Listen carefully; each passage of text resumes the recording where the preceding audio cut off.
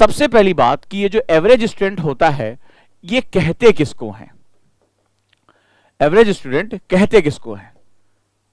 मेरे हिसाब से इसकी दो डेफिनेशन है। एक डेफिनेशन जो सोसाइटी तय करती है अपने नाम से, ठीक है, अपने नाम से वो तय करती है कि समाज जो है तय करता है, और एक एवरेज स्टूडेंट होता है जिसपे आप अपनी सेल्फ इमेज को लेके चलेंगे। तो सबसे पहले मैं आपको सोसाइटी के बारे में बात करता हूं। सोसाइटी में सबसे पहले आपका मार्क्स है, ठीक है, कई बार आपके मार्क्स देखे जाते हैं कि एग्जाम में आपके मार्क्स कितना है।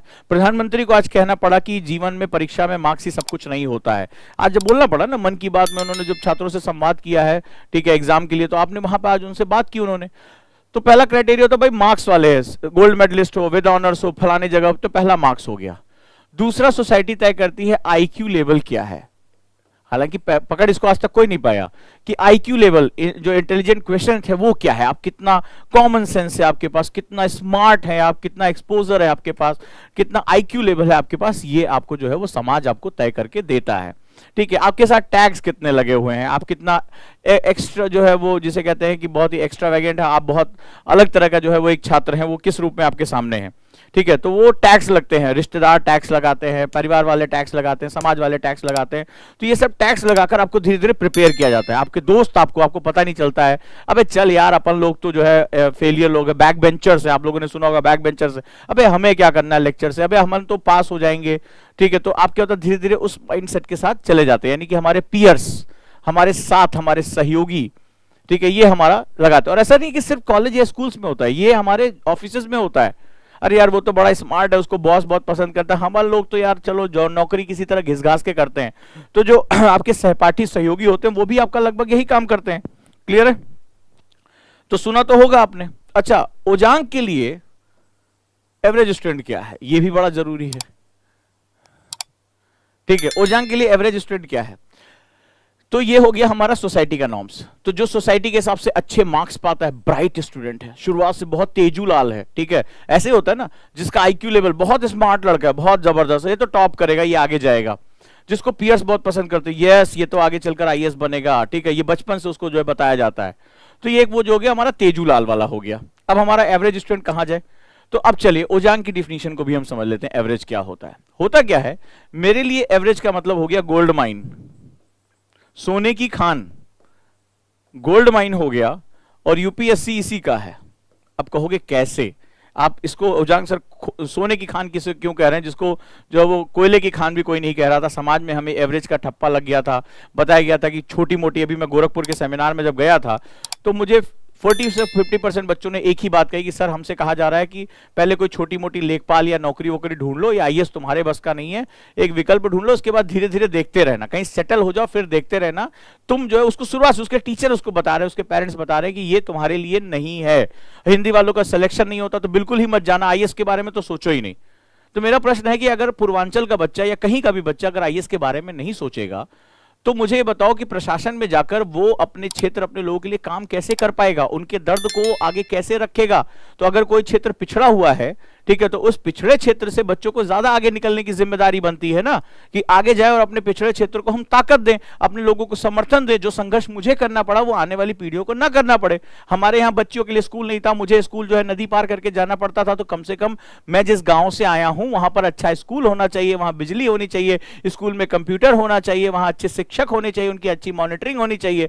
ये मेरी जिम्मेदारी हुई ना, एक नेतृत्व करता है एक लीडर, यही तो जिम्मेदारी लेता है। और क्या लेता है कि जो कष्ट मैंने सहा है, मैं टायरों पर बैठकर नदी पार करके स्कूल जाता था, वो मेरे जो है वो आने वाली पीढ़ियों को ना ये दर्द उठाना पड़े, मेरे गांव के बच्चों को भी एजुकेशन मिले। तो मुझे क्या करना पड़ेगा? मुझे पाथ ब्रेक करना पड़ेगा, मुझे उन परंपराओं को तोड़कर एक नई परंपरा की स्थापना करनी पड़ेगी, मुझे लीडरशिप क्वालिटी लेकर आनी पड़ेगी, मुझे संघर्ष करना पड़ेगा, मुझे इस परिवर्तन की मशाल को हाथों में आगे लिए हुए बढ़ना पड़ेगा। तो अगर ये पढ़ना पड़ेगा तभी तो मैं जाकर परिवर्तन की नींव रख पाऊंगा और यूपीएससी मुझे देगा। लेकिन आपके ऊपर तो ठप्पा लग गया एवरेज का। अब मैं क्यों कह रहा हूं कि मेरे लिए गोल्ड माइन है? रीजन क्या है? ये जो तेजूलाल होते हैं, मैंने बड़े करीब से इनको देखा है, ठीक है, ये जो तेजूलाल हैं फॉर एग्जाम्पल, थोड़ी देर के लिए, ऐसा नहीं कि मैं किसी को जो है हार्म कर रहा हूं, बट इनके ऊपर समाज लोड भी बहुत ज्यादा डाल देता है, बहुत एक्सपेक्टेशंस होती हैं। अरे ये बच्चा तो आगे जाके आईआईटी क्रैक करेगा, अरे ये तो आईएएस बनेगा। पहले से ही बेचारा वो कुछ और भी करना चाहे, वो खेलना चाहता है, वो कुछ कंप्यूटर में जाना चाहे, ये यही करेगा।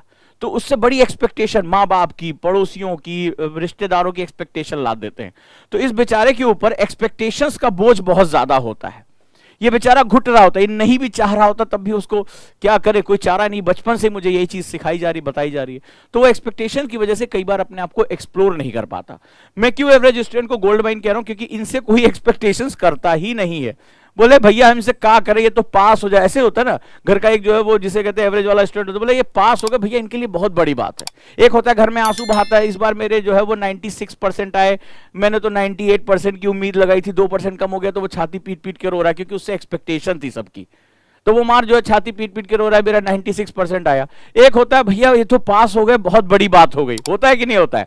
यहां पे इसके पॉजिटिव इंपैक्ट्स भी हैं। तो जब एक्सपेक्टेशंस का लोड आपके ऊपर कम होता है तो आपको अपने एक्सप्लोर करने का आपको एक जो है समय मिलता है।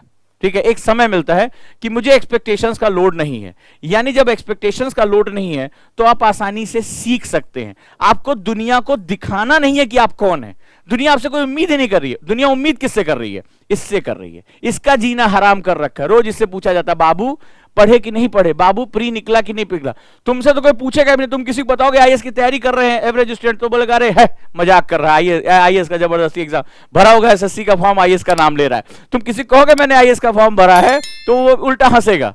तो तुम्हारे ऊपर कोई एक्सपेक्टेशंस का लोड ही नहीं है जो मेरे एवरेज स्टूडेंट है। यानी मैं जो है क्या कर सकता, आसानी से सीख सकता हूं और अपने लक्ष्य की तरफ बढ़ सकता हूं। इसीलिए मैंने इसको गोल्ड माइन कहा है।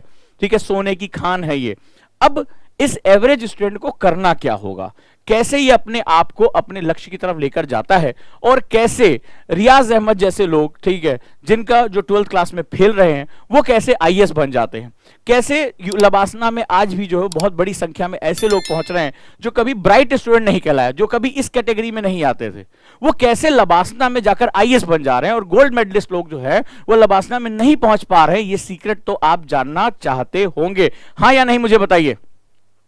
अगर अभी तक मेरी बात आप तक पहुंची है तो आप मुझे बताइए, क्या ये सीक्रेट आप जानना चाहते हैं कि कैसे 12th क्लास में फेल या सेकंड डिविजनर या शिव सहाय अवस्थी जो हिंदी माध्यम से टॉप करते हैं, जो कभी जीवन में फर्स्ट डिवीजन लेकर नहीं आ पा रहे हैं, ठीक है, जो करस्पॉन्डेंस से अपना ग्रेजुएशन कर रहे हैं, वो व्यक्ति कैसे यूपीएससी में हिंदी माध्यम से टॉप कर जा रहा है, या तमाम इस तरह के रैंक ले आने वाले लोग कहां से आ रहे हैं, और जो एक छोटा सा गांव का टीचर जो है वो कैसे आगे चलकर यूपीएससी क्रैक कर जा रहा है, रिक्शे वाले का लड़का जिसके पास कोई बहुत अच्छे संसाधन नहीं, वो कैसे यूपीएससी क्रैक कर जा रहा है। आखिर ये राज कुछ ना कुछ तो होगा कि कभी गोल्ड मेडलिस्ट नहीं, कभी अच्छी एजुकेशन नहीं, घर वालों से कभी कोई लेना देना नहीं, बाप ने कभी पूछा नहीं किस क्लास में पढ़ रहे हो, कैसे वो यूपीएससी क्रैक कर जा रहे हैं, और तमाम संसाधनों युक्त बाबू जो है, जो तेजूलाल है, वो कैसे मिस कर जा रहे हैं। ये सीक्रेट तो आपके दिमाग में होना चाहिए। ये आपके क्वेश्चन आ रहा है कि नहीं आ रहा है? आ रहा है? तो अगर आ रहा है तो इसका जवाब भी आपको मिलना चाहिए, राइट? मिलना चाहिए। तो चलिए अब हम उसके बारे में बात करते हैं। ये जो हमारा कौन, ये जो हमारा गोल्ड माइन है, इससे जिससे दुनिया को कोई एक्सपेक्टेशंस नहीं है, ये किसी को बताता है तो लोग पेट पकड़ के हंसते हैं, देखो झूठे जो है आईएएस का फॉर्म भरने का ड्रामा कर रहा है ताकि इसको कुछ पैसे मिल जाए। ये उनके बारे में बात करने जा रहा हूं। तो अब इनको क्या है, ये सबसे बड़ी बात हमको पहला मिला कि मेरे ऊपर किसी की उम्मीदों का बोझ नहीं है। और भैया दुनिया में जो सबसे बड़ा बोझ होता है ना भाई, वो उम्मीद का बोझ होता है। जब आप किसी से उम्मीद लगा लेते हैं तो सामने वाले की तो आपने ऐसी तैसी कर दी। जिसके ऊपर उम्मीद का बोझ होता है वो सोचो कि उसकी ना नींद है, ना उसको चैन है, ना उसको खाना पीना, कुछ नहीं है उसके पास। दुनिया में सबसे बड़ा बोझ उम्मीदों का बोझ होता है। तो आपके ऊपर तो ये बोझ नहीं है, पहली बात। तो जब सर पे बोझ ही नहीं है तो इसका मतलब अब मैं दौड़ने के लिए क्या हूं, फ्री हूं। मैं आराम से जो है फ्री फ्लो दौड़ सकता हूं। तो अब चलिए दौड़ने की तैयारी शुरू करते हैं। तो अब ये मेरा जो एवरेज स्टूडेंट, जिसको मैं गोल्ड माइन कह रहा हूं, क्योंकि मैं जानता हूं इसके पास सारे फंडामेंटल क्लियर है, ये सीख सकता है, इसको किसी को कुछ प्रूव नहीं करना है। कोई इससे नहीं पूछेगा कि प्री का रिजल्ट क्या हुआ, मेंस का रिजल्ट क्या हुआ, सीरियसली कोई लेगा ही नहीं कि फॉर्म भी भरने जा रहा है। तो ये जो मेरा एवरेज स्टूडेंट है, इसके पास एक चीज बहुत अच्छी है, इसको किसी को कुछ दिखाना नहीं है करके, ठीक है, इसको कुछ दिखाना नहीं है। यानी इसके पास सीखने का पूरा तरीका है, सीखने का पूरा वक्त है। और जहां तक मैं यूपीएससी को समझ पाया हूं, यूपीएससी बेसिकली सीखने का एग्जाम है। सीखना किससे? तुमने नोटिस किया होगा, मेरे एक जानने वाले हैं सिविल सेवा में एग्जाम क्वालिफाई कर गए यार, वो अपने कॉलेज में एक नंबर के बदमाश, भाई साहब घर वाले परेशान थे कि जिंदगी में कुछ करेगा कि नहीं करेगा, जब किसी को इधर पीट दिया, कभी उधर मार दिया, आगे चलकर लिया भी आईपीएस ही, लेकिन एक नंबर की बदमाशी, रोज गुंडागर्दी, रोज पीटना मारना। घर वालों की लग रहा किसी तरह से कहीं से 10-15 हजार की नौकरी लग जाए, इसकी शादी कर दे शायद सुधर जाए। जैसा कि आप जानते हैं कि पूर्वांचल में ऐसा होता भी है कि शादी कर दे, हो सकता है बीवी आके सुधार दे, ठीक है। तो अब ये जो है वो बात थी, और वो व्यक्ति आगे चलकर जो है एक आईपीएस बनता है। उसका रीजन क्या होता है? उसका रीजन यही होता है कि जब आप सीखने की प्रक्रिया में आ जाते हैं तो आप अपने आसपास की चीजों से सीख लेते हैं। होता क्या है कि ये चूंकि बंद कमरे में बैठे नहीं होते हैं, तो ये अपने आसपास के समाज से बहुत कुछ सीखने का प्रयास, इनको आपने देखा होगा बड़े एक्स्ट्रोवर्ट, आपने देखा होगा जो प्रॉपर्टी डीलिंग का काम करते हैं, कभी आप देखेंगे उनके बड़ी बड़ी प्रॉपर्टीज होती है, बड़ा अच्छे अच्छे रिलेशनशिप बना लेते हैं। जो पॉलिटिक्स में जाते हैं, आपने लोग कहते हैं कि साहब एक अनपढ़ नेता के पीछे जो है हम क्यों अधिकारी बन के पीछे जाएं, लेकिन वो जो अनपढ़ नेता होता है ना, जिसको आप लोग अनपढ़ नेता या कम टैलेंटेड नेता कहते हैं, उसके पास एक स्किल होती है जो बाकी लोगों के पास नहीं होती, उसको सोशल स्किल कहते हैं। किताबों की स्किल कोई भी प्राप्त कर सकता है, लेकिन सोशल स्किल यानी सबके साथ मिलजुल कर रखना, सभी धर्मों जातियों को अपने लिए जो है वो अपने वोट बैंक के रूप में आगे लेकर जाना, उनके साथ जोड़ना, उनके साथ काम करना। बहुत करीब से मैंने जो है नेताओं को देखा है, उनके साथ उतना बैठना है, तो अब मैं समझता हूं कि उनके पास एक चीज ऐसी है जो बाकी एजुकेशन सिस्टम में है ही नहीं है।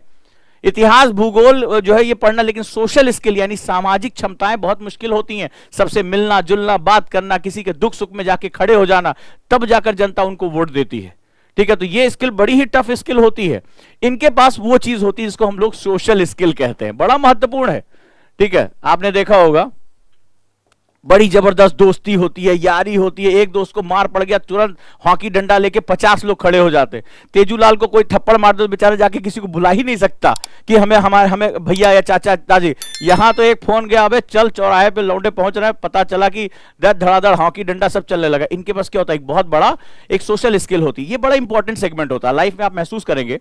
मैं ये नहीं कह रहा हूं कि ये करना चाहिए, लेकिन इनके पास धीरे धीरे एक सामाजिक क्षमताओं का निर्माण हो जाता है, यानी अपने आसपास से ये सीखना शुरू कर देते हैं, बात व्यवहार ये सारी चीजें। अब अगर इनको ट्रेन कर दिया जाए, आप यहां ध्यान से सुनो, अगर इनको ट्रेन कर दिया जाए, ठीक है, इनको एक लक्ष्य दे दिया जाए और इनको ट्रेनिंग के कुछ तरीके दे दिए जाए, तो डेफिनेटली इनकी सफलता बहुत आसान होती है। और यही कारण है कि जो लबासना में बहुत बड़े बच्चे पहुंचते हैं, ये इसी क्षमताओं के साथ वो ट्रेंड लोग होते हैं जो 2 से 3 सालों में अपने आप को परिवर्तित करते हुए आज जो है वो लबासना में जाकर अधिकारी बनकर वहां से निकलते हैं। ये सबसे महत्वपूर्ण कार्य होता है। अब सवाल है कि इनकी जो ट्रेनिंग है वो कैसे हो सकती है, तो बताऊंगा आपको स्टेप्स, लिखेंगे आप, समझेंगे इसके साथ साथ। स्टेप 1, सबसे पहले बहुत ध्यान से इसको लिख लेना, ठीक है। सबसे पहले स्टेप 1 की बारे में बात करें, और dream big and make goals. सबसे पहला, जानते हो एवरेज स्टूडेंट की मेरे नजर में क्या परिभाषा है? चाहे मैं उसके मार्कशीट देख के बात नहीं कर रहा हूं, मेरे नजर में एवरेज वो है, ये आपने कितने मार्क्स पाए कितने नहीं पाए। मैं जब प्रोफेसर असिस्टेंट प्रोफेसर भी था, तभी मैंने ऐसे बहुत से स्टूडेंट को, आज वो इतने सक्सेसफुल हैं जिनको बाकी टीचर्स कहते थे गधा है, कभी कुछ नहीं कर सकता। वो डे 1 से मुझे पता था इसके अंदर एक्सप्लोर क्या करना है।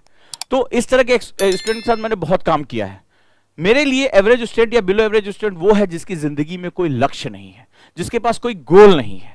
अगर एवरेज स्टूडेंट को एक गोल से अटैच कर दिया जाए, एक उसको बड़े सपने दिखाया जाए। समाज करता क्या है, एवरेज और नॉन एवरेज के बीच का फर्क क्या होता है?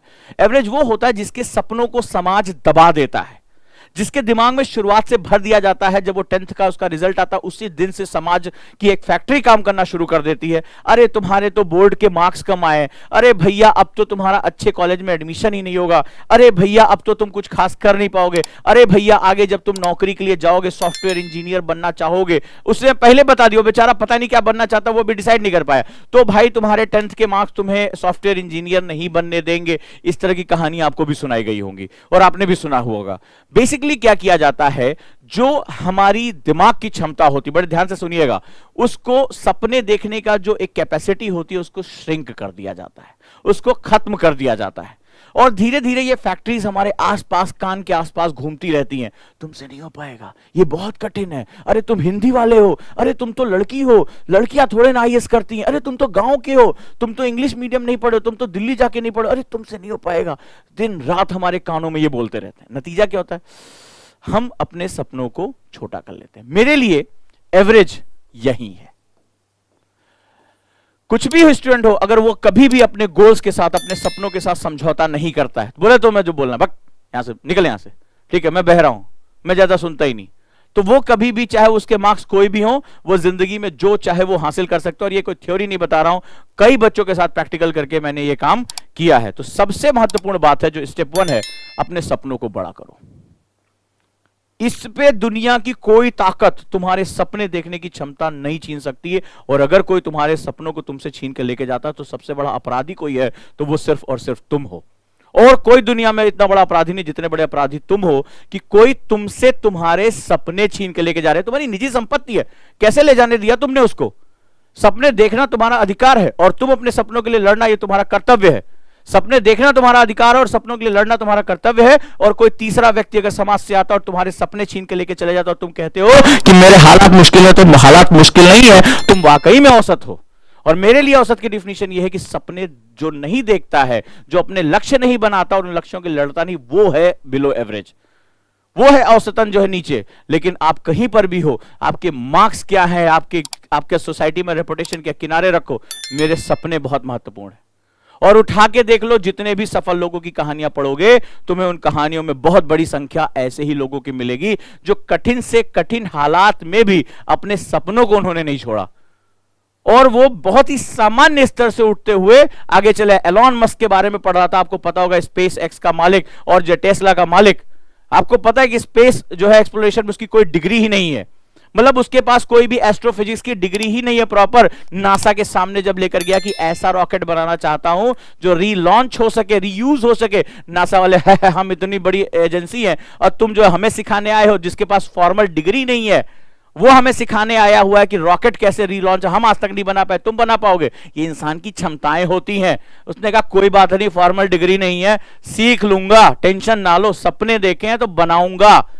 ठीक है, पहले एक कंपनी बनाई, वहां कंपनी बनाया, उसके बाद वो पैसा डाला, पहला रॉकेट फेल, कंपनी दिवालिया होने का, बोला फिर से जुटूंगा, दुनिया में सबसे ज्यादा काम करके दिखाऊंगा, 80-80 घंटे ऑफिस में बैठूंगा, काम करूंगा। और नतीजा हुआ कि आज वही नासा स्पेस एक्स का पार्टनर बन गया।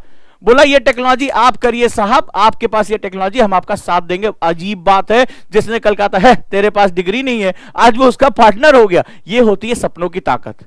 सपने देखिए, आपका हक है, ये बात याद रखिएगा। और अगर कोई सपने छीन कर लेकर जाता है तो इसके लिए सिर्फ और सिर्फ आप जिम्मेदार हैं, और दुनिया की कोई ताकत नहीं। तो पहला नियम होता है dream big and find out your goals. ये गोल्स अगर यूपीएससी है तो शर्म आनी ही नहीं चाहिए। हाँ, करो तुम एवरेज, मैं पहुंचूंगा यूपीएससी, लबासना मेरा है, मेरी दुनिया है, रोक के दिखा सको तो जानू, ठीक है, ये मेरी दुनिया है, बताओ जो कौन रोकेगा मुझे मसूरी जाने से, है हिम्मत तो रोक के दिखा दो। तो ये अपने डिटर्मिनेशन में लेकर आओ, अपने सपनों में लेकर, बोले इसके लिए लड़ूंगा, पहुंचू ना पहुंचो मेरी डेस्टिनी, कोई बात नहीं है, लड़ूंगा मैं, रोक के दिखा सकते हो तो दिखा दो। ठीक है, पहला जो है नियम ये होता है। तो ये सबसे पहला नियम होता है।